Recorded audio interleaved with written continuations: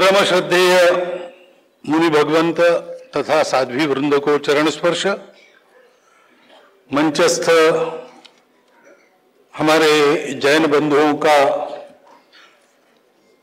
सारा राष्ट्रीय व्यवहार, सामाजिक व्यवहार संभालने वाले पुरोधागण, उपस्थित नागरिक सज्जन, माता भगिनी, संघ के द्वारा ये कार्यक्रम आयोजित हो रहा है। ये संघ के दृष्टि से कोई विशेष बात नहीं है, क्योंकि हम एकात्मता स्तोत्र कहते हैं, रोज कहते हैं, प्रातः काल में कहते हैं। उसमें नित्य भगवान महावीर का स्मरण करते हैं। हमारे ज्ञान निधि में जैन आगमों की भी गणना करते हैं। चतुर्वेदाः पुराणानि सर्वोपनिषदस्तथा रामायणं भारतंच गीता सद्दर्शनानि च जैनागमाः त्रिपिटकाः गुरुग्रंथ सतांगिराः एष ज्ञान निधि सर्व श्रेष्ठ। ये हमारे भारत की ज्ञान निधि है। और बुद्धा जिनेन्द्रा गोरक्षा पाणिनिश्च पतंजलि शंकरो मध्व निम्बाखो श्री रामानुज वल्लभो झूले लालोथ चैतन्य तिरुवल्लुवरस्तथा नायनमार आलवाराष्ट्र कंबश्च बसवेश्वरा। ये इस ज्ञान निधि के सब प्रवर्तक है, उपदेशक है, और ये हमारी सबकी ज्ञान निधि है, क्योंकि एक ही निष्कर्ष सब बताते हैं।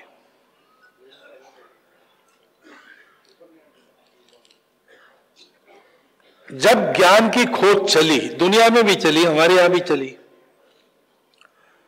तो दो प्रवृत्तियां चली। हमारी परंपरा की भाषा में एक श्रमण धारा है और दूसरी वैदिक या ब्राह्मण धारा कहते हैं।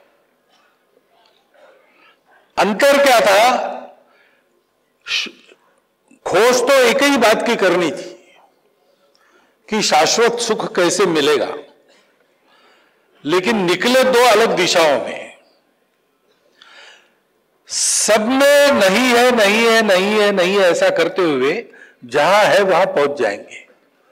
जिसमें नहीं है उसको छोड़ते चले जाएंगे, तो जिसमें है वो स्वतः सामने आ जाएगा। ये निवृत्ति पर धारा है। और जो कुछ सब है उसमें भी है, उसमें भी है, उसमें भी है, उसमें भी है, ऐसे करेंगे तो उसमें जो असार है वो निकल जाएगा और जो है वो सामने आ जाएगा। ये दो दिशाएं खोज की थी। खोज का विषय एक ही था, शाश्वत सुख देने वाला सत्य सबको चाहिए था। दुनिया में भी ऐसे ही दो जगह, दो दिशाओं में लोग चले, लेकिन दुनिया और भारत में अंतर रहा कि बाहर की खोज करके दुनिया रुक गई और हमने बाहर की खोज होने के बाद अंदर खोजना प्रारंभ किया और उस सत्य तक पहुंच गए।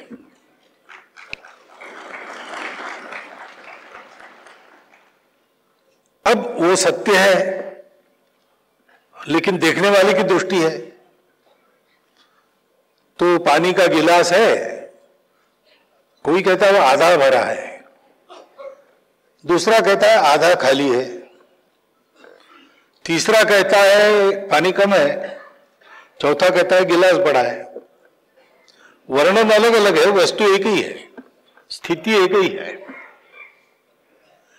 ऐसे देखने वाली की प्रकृति, दृष्टि, इसके आधार पर रुचि नाम वैचित्र्यात रुजु कुटिल नाना पथयुताम, ऐसे उस सत्य का वर्णन हुआ।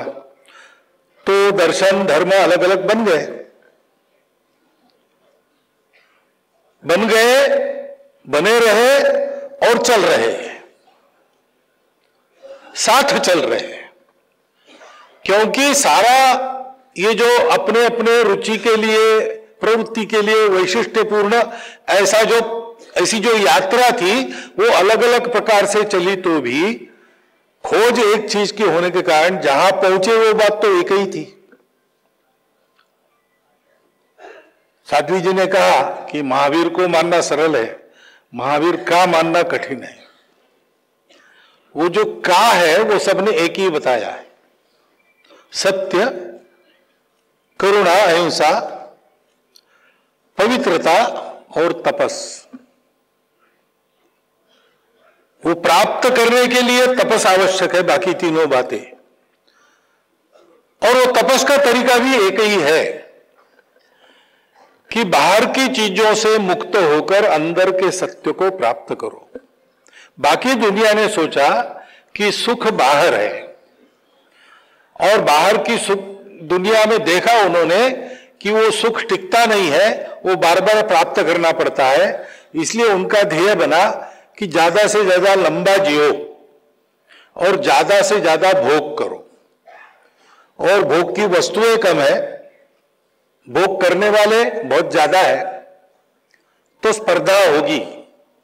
स्पर्धा जीतने के लिए बलवान बनो, बलवान होकर विजय प्राप्त करो। बाकी लोग आपकी दया पर रहे, आपको जो चाहिए, जैसा चाहिए, जब चाहिए तब लाके दे, तब उनको रखो, नहीं तो आप चाहे जो उनका कर सकते हो। ये जीवन का सत्य है। बाहर की दुनिया में जाएंगे तो यही सत्य प्रतीत होता है, जंगल का न्याय ही चलता है ऐसा लगता है। लेकिन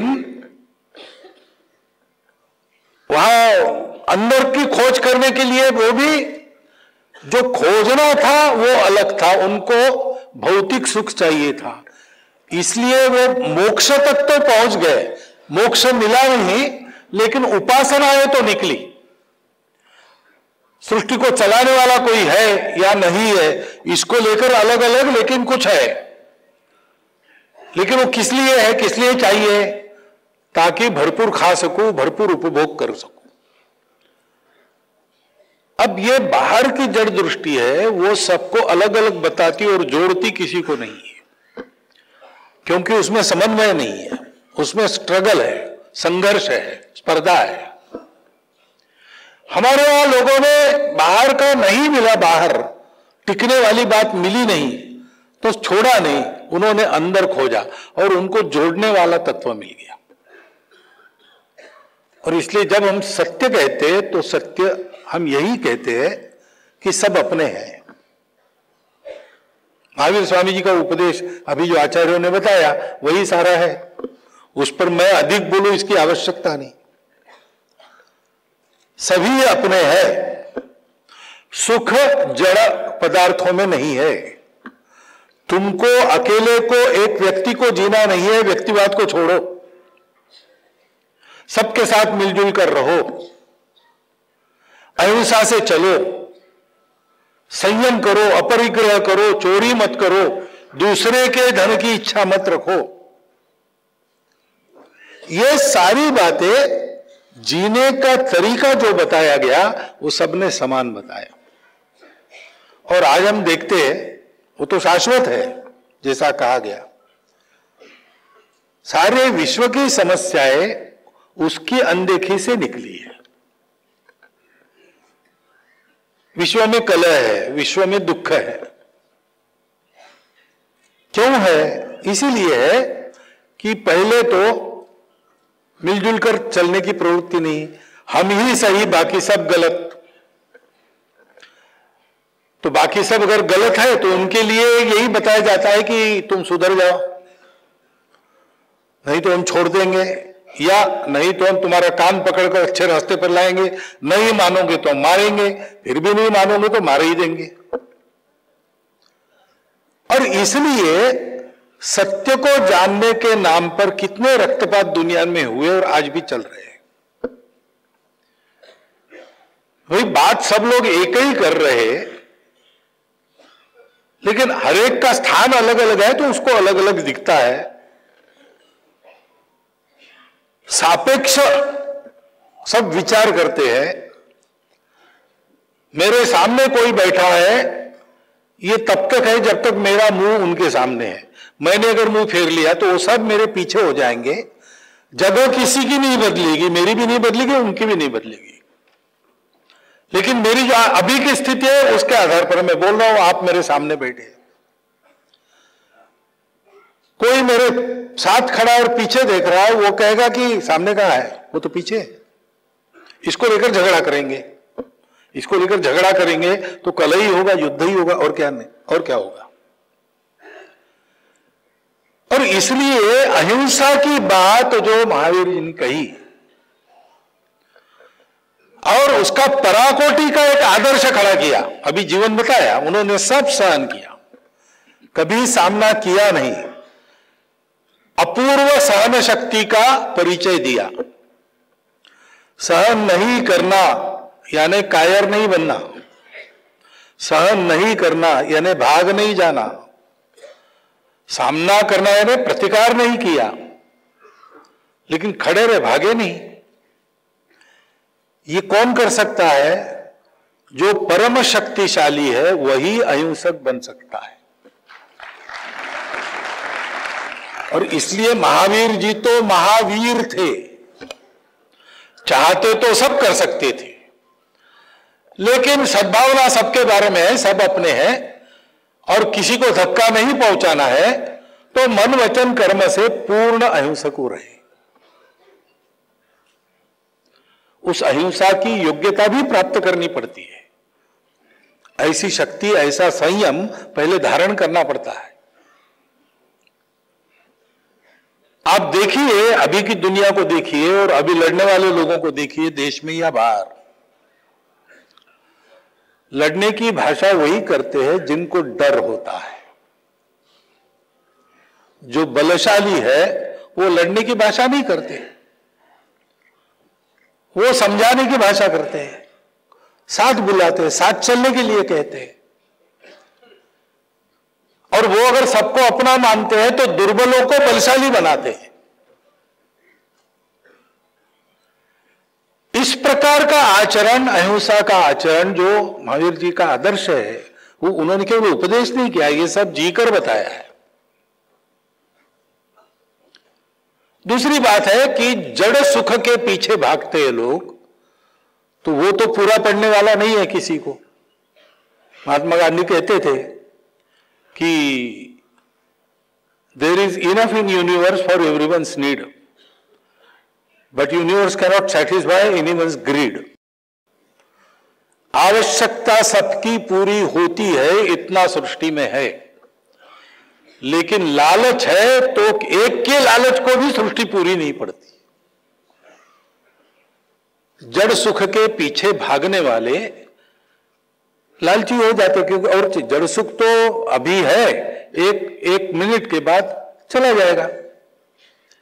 अभी आप जी भर के रसगुल्ले खा लो, इसका मतलब ये नहीं कि कल आपको जरूरत नहीं पड़ेगी। रसगुल्ला अच्छा लगता है, 50-60 खा लिए, दिन भर भोजन नहीं किया, कल सुबह उठ के कल का है क्या रसगुल्ला कहीं रखा, ऐसा पूछते हैं, कल तो खाया, कल खाया लेकिन आज फिर से चाहिए। तो लालच बढ़ाता है, वो पूरा पड़ता नहीं, उसके चलते लोग चाहे जो करते हैं। वही अगर सर्वोच्च माना जाए तो बाकी सब गौण हो जाता है। और इसलिए संयम का उपदेश दिया। महाशमन जी को एक बार सुन रहा था, उन्होंने एक वाक्य कहा था कि अहिंसा और संयम ये भगवान महावीर के सिख के दो बहुत महत्वपूर्ण हिस्से। श्रमण परंपरा में महावीर जी ने ये जो तत्व दिए हैं, अनेकांतवाद हो, स्यादवाद हो, ये हमको एक दूसरे के साथ मिलजुल कर रहना सिखाते, आगे बढ़ना सिखाते, सबको अपना बनाना सिखाते और अपने ऊपर संयम रखते हुए जड़ पदार्थों के परे जाकर वास्तविक जो शाश्वत सुख है उसका निधान जहां है वहां पहुंचाते। वो क्या है, कैसे है, इसके वर्णन के बारे में अलग अलग सब हो सकता है, लेकिन वो जो कुछ है वो एक ही है। ऐसा उनका संदेश है, जीवन संदेश है। और हम अपने भारत की परंपरा का विचार करते हैं तो यही हमारे सारे तत्वज्ञान, सारे तत्वदर्शी, सारे धर्म, पंथ, संप्रदाय सब यही कहते हैं। दर्शन अलग अलग है, लेकिन प्रस्थान बिंदु एक है और व्यवहार एक है। और इसलिए हम कहते हैं कि विविधता में एकता हमारे देश में है। कभी कभी मैं कहता हूं कि विविधता में एकता क्या, एकता की ही विविधता हमारे देश में ध्यान में आती है।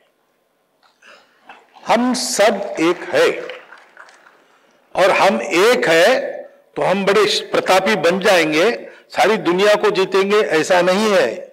हम सब एक होने से प्रतापी बन जाएंगे, शक्ति संपन्न बन जाएंगे।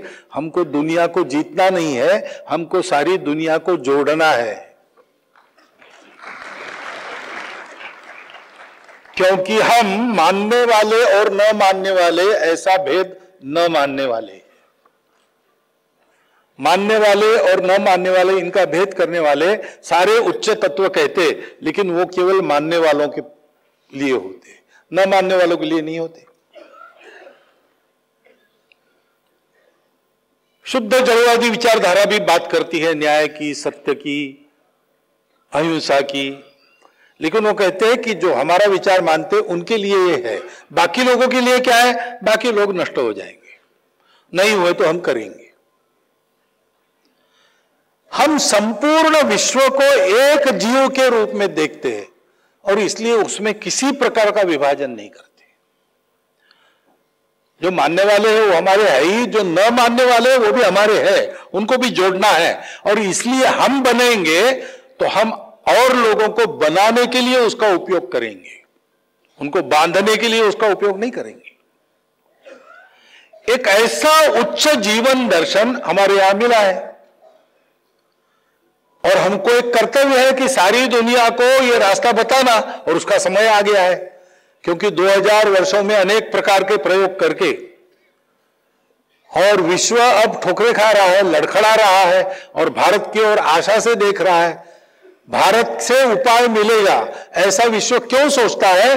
क्योंकि विश्व को पता है कि ऐसे दर्शनों के आधार पर, ऐसे शाश्वत तत्वों के आधार पर और ऐसे व्यवहारों के आधार पर एक समय बीत गया, हजारों वर्षों तक हमने दुनिया को सुखी, सुंदर, शांतिपूर्ण और एक बनाए रखा। लोग क्रांति की भाषा कहते हैं, हमने विश्व के जीवन में उत्क्रांति और संक्रांति लाई है। ऐसे हम लोग हैं। वो कर्तव्य करने का समय उपस्थित हुआ है और इसलिए भगवान महावीर को, उनके उपदेश को, उनकी तपस्या को, उनके आचरण को याद भी करना पड़ेगा और उसको अपने जीवन में भी उतारना पड़ेगा। जब हमारे जैन बंधुओं ने तय किया कि 2550वां वर्ष मनाएंगे, तभी हमारे सरकारीवाह जी ने एक निवेदन दे दिया प्रेस को, महावीर जी के बारे में अच्छी जानकारी वगैरह सारा देकर कि उनका ये 2550वां वर्ष है और उसको मनाने में संघ सहयोगी सहभागी है। और 70,000 शाखा की बात हमारे मुनि जी ने कही, तो हमारी शाखाओं में उस बैठक के बाद ये शाखाशाह कार्यक्रम शुरू हो गए। इस बार के हमारे बौद्धिक पाठ्यक्रम में महावीर जी की कहानी और महावीर जी के तत्वज्ञान का सबको समझ में आया, इसी सरल भाषा में छोटा सा परिचय ये समाविष्ट हो गया है। और उसकी पूछताछ भी होगी कि कितना किया जो तय हुआ था, क्योंकि पूरा समाज अपना है, ये सारा अपना निधि है, तो इसको तो मनाना ही है। इसमें विशेष बात क्या है? ये न मनाते तो विशेष था, ऐसे कैसे हो गया? ये पूरा ज्ञान निधि अपना है, ये पूरे प्रवर्तक आचार्य हमारे आचार्य है। उन्होंने हमको जीवन की सत्य राह का दर्शन समय समय पर देशकाल परिस्थिति सुसंगत भाषा में कराया है। हमारा समाज भी अलग अलग रुचियां लगता है, उसके अनुसार एक एक रास्ते को पकड़ता है, उस पर निष्ठा से चलता है। उसको भी समझना चाहिए कि रास्ते अलग है, लेकिन जाना एक ही जगह सबको है, निकले एक ही जगह से है। जितनी मेरी शक्ति है वैसा रास्ता मैंने लिया है, लेकिन इसका मतलब ये नहीं कि दूसरा रास्ता गलत है, वो भी उतना ही समर्थ है। और इसलिए साध्वी जी ने जो कहा कि चाहे धर्म हमारे अलग हो, राष्ट्र के नाते हम एक है। हमारे समाज में अनेक वर्ग है जिनको हम समाज के, जैन समाज कहते हैं, सिख समाज कहते हैं, भले ही हम कहे, लेकिन इस देश के लोगों के नाते हम सब एक है और एक रहकर हमको देश को बनाना है। रामलला अयोध्या में उस दिन ये सब कहा गया जो यहां हमको बताया गया कि अयोध्या में कलह नहीं होता। राम जन्मे दशरथ जी के घर पर, और जिस दिन कलह उत्पन्न किया गया मंथरा के द्वारा, वो राजमहल के बाहर चले गए, वन में चले गए। 14 साल दुनिया में कलह था, उसको समाप्त करके वापस आए, क्योंकि 14 साल भरत ने बिना कलह राजगद्दी संभाली, राम की पादुका रखकर। ये बुद्धि 14 साल तक जब टिकी रही तो रामलला वापस आए। अब फिर से एक बार आए हैं, तो हमको भी उसी रास्ते पर चलना है और उस रास्ते का, उसकी पूर्णता में दो टुक शब्दों में अपने जीवन के उदाहरण के साथ दर्शन हमारे सामने भगवान महावीर ने रखा है। उसको याद करना, उसको समझना और एक एक छोटी छोटी चीज अपने जीवन में उतारना। एकदम तो हम बढ़ नहीं सकेंगे, एकदम भगवान महावीर बनना किसी के बस की बात नहीं, लेकिन उन्होंने भी कितने वर्ष तपस्या की। हम एक एक कदम बढ़ा सकते हैं। हम कहेंगे बहुत दूर है, वहां कैसे जाएंगे, तो जहां है वहीं रहेंगे। कैसे जाएंगे सोचने के बजाय चलना प्रारंभ करेंगे तो कैसे जाना भी पता चलेगा और एक दिन पहुंच भी जाएंगे। योजना नाम सहस्त्रम तो शनैर गच्छेत पिपीलिका, चींटी चलती है अपने छोटे छोटे कदमों में और सहस्रों योजन चली जाती है, गांव के गांव बदल देती है। अगच्छन मेहनत ओपी पदम एकम न गच्छति। और गरुड़ है, महाशक्तिशाली है, पंखों में ताकत है सारे आसमान को आलोड़न करने की, परंतु उड़ता ही नहीं तो जाएगा ही नहीं। तो हम गरुड़ हो या चींटी हो, कदम बढ़ाने का महत्व है। और इसलिए इस वर्ष में हम संकल्प ले कि अगले वर्ष 2551वां कल्याणक जब आएगा, तब तक हम अपने जीवन में अहिंसा, अस्तेय, अपरिग्रह, संयम, एकांत, अनेकांतवाद, स्यादवाद, इन सारे मामलों का विचार करके कौन सी दो नई अच्छी बातें जोड़ेंगे, कौन सी दो पुरानी बुरी बातें छोड़ेंगे। ऐसा अगर स्वयं का निरीक्षण करके छोटे छोटे परिवर्तन हम प्रतिवर्ष करते चले जाते हैं तो कर्म तो हमारे हाथ में है। हमारे सभी धर्मों में और एक समानता का वैशिष्ट्य है, सब लोग कर्म करने की, मनुष्य की स्वतंत्रता, और कर्म करने के बाद उसके फल को स्वीकार करने की, उसके फल यानी उसके बख्शीश नहीं, उसके जो परिणाम होंगे उसकी जिम्मेवारी उसको स्वीकार करनी ही पड़ती हो और उसे परिणाम भोगने पड़ते हैं। इस पर सब लोग विश्वास करते हैं और इसलिए हम ऐसा कर्म करें जिस कर्म से हमारा भविष्य काल ठीक हो जाए, चाहे वो अगला वर्ष हो या अगला जन्म हो, क्योंकि हम सब ये मानते हैं कि मनुष्य की प्रगति थमती नहीं है, वो सदैव चलती है। जन्म जन्मांतर की यात्रा में वो उसको पूर्ण कर लेता है और एक दिन अंदर के इस सुख को पाकर एक छोटा महावीर वो भी बन जाता है। ये यात्रा हम प्रारंभ करें, इस यात्रा का संकल्प हम सब ले, उस यात्रा में बढ़ने वाले सभी को आपके प्रगति की अनेकों शुभकामनाएं उस यात्रा में, और हमारे मुनि आचार्य संतों का ऐसा ही मार्गदर्शन हमें नित्य प्राप्त होता रहे, यह उनके चरणों में प्रार्थना और आपके लिए भी ये शुभकामना। बहुत बहुत धन्यवाद।